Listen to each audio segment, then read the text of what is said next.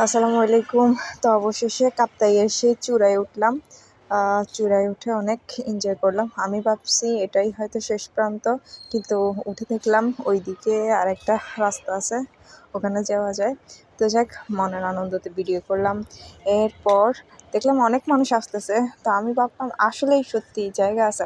এরপর এই ভিউটা ক্যাপচার করলাম, অনেক সুন্দর, মানে আকাশের মধ্যে একটা খণ্ড মনে হচ্ছে আলাদা, ধরা যাবে, বাট এটা ধরা যাবে না। তো এরপর এত সুন্দর অ্যামাজন একটা জঙ্গল দেখে বিভিন্ন রকমের পোজ মারলাম। এবার পোজ সুন্দর হোক বা না হোক, কিন্তু বিভিন্ন রকমের পোজ মারলাম। কিন্তু আমার থেকে সবচেয়ে ভালো লাগছে ওই আকাশের খণ্ডটাই, অনেক ভালো লাগছে। যাই হোক, তো এভাবেই কাপ্তাইয়ের সুন্দর মোমেন্টগুলো উপভোগ করলাম।